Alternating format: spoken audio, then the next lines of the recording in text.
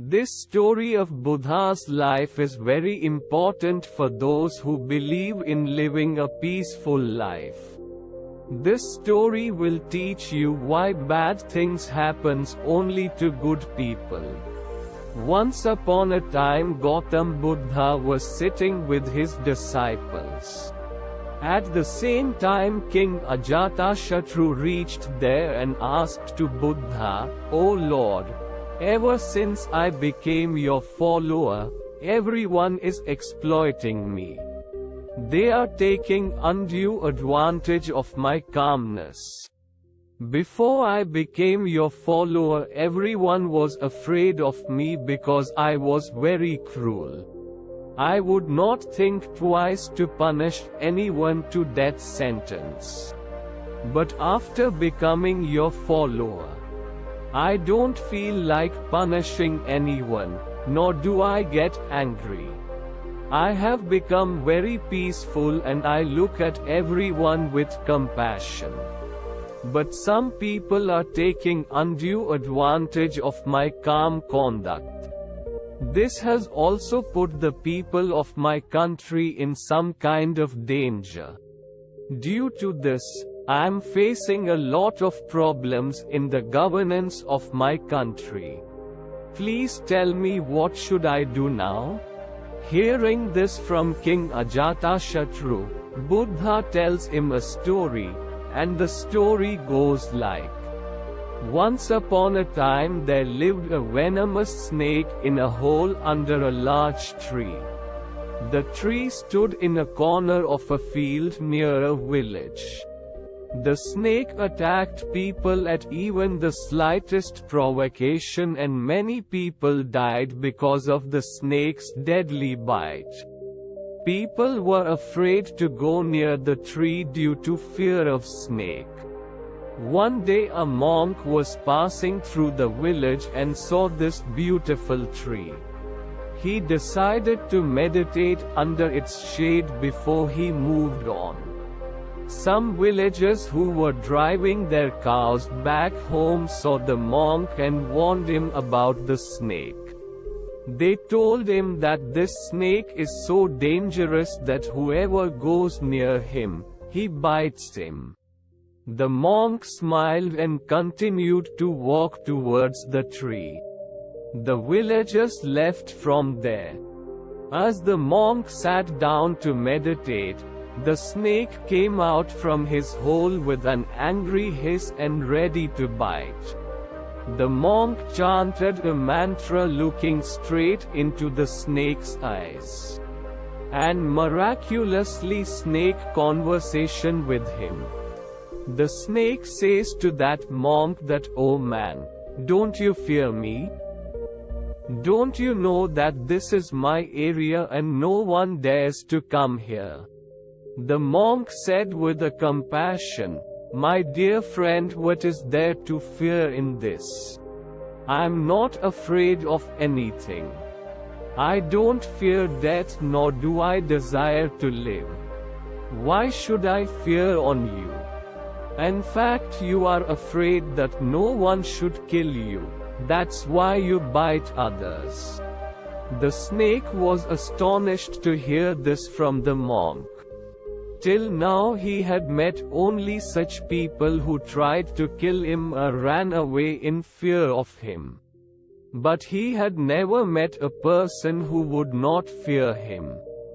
Hearing this, the snake wraps itself at the feet of the monk and said, "O Lord, you are right.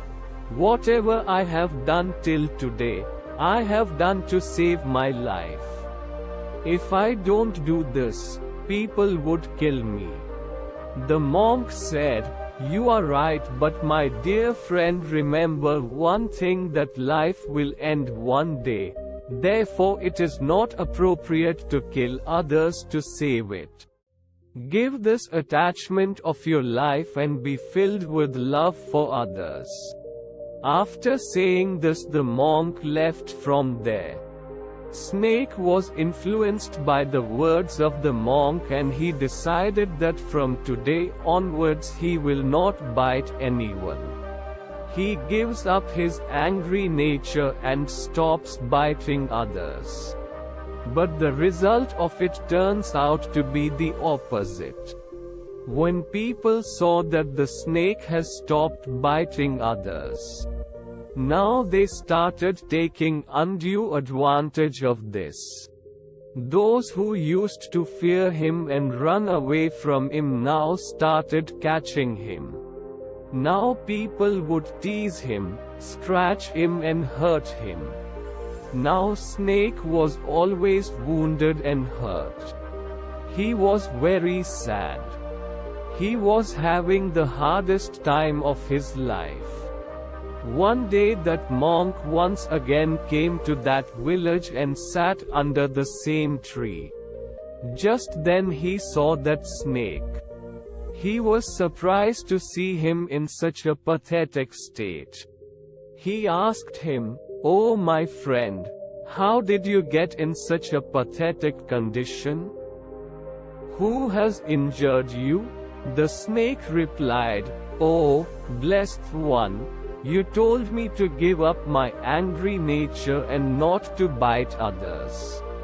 Ever since I left my violent nature and adopted peace, since then people have started misbehaving with me. Now no one is afraid of me. People come, hurt me and leaves me in miserable condition. Life has become very difficult for me." Hearing this from the snake, the monk said, "My dear friend, it seems that you have misinterpreted my sermon. I told you not to bite others, but I didn't stop you from hissing for your self-defense." After telling this story to King Ajatashatru, Buddha asked him, "King, what have you understood from this story? Are you taking my sermon in the wrong way like that snake did? I told you to give up your cruel nature, but I did not told you to give up the duty of the king. You have to fulfill your duty to be a king by being tough from outside, so that you can discipline everyone in your kingdom. You have to maintain the process of injustice in your state by being tough, so that people can live peacefully in your kingdom and they don't feel any kind of insecurity. Therefore you have to rule like a monk from inside and like a king from outside. It always rains the hardest on the people who deserves the sun. If you ever wonder why bad things happen to good people, it's because God knows they are capable of handling it. Sometimes the bad things that happen in our lives put us directly on the path to the best things that will ever happen to us. When bad things happen to good people, they become better people. Don't keep asking why bad things happen to good people. The Almighty has promised us that we will all be tested. He puts us through tests because He knows when you are at your lowest that you're most likely to get closer to Him. Eventually all things fall into place. Until then, laugh at the confusion. Live for the moments, and know everything happens for a reason. Why always good people get hurt? Because, if you're in the garden, what flower would you pick? The most beautiful ones, exactly.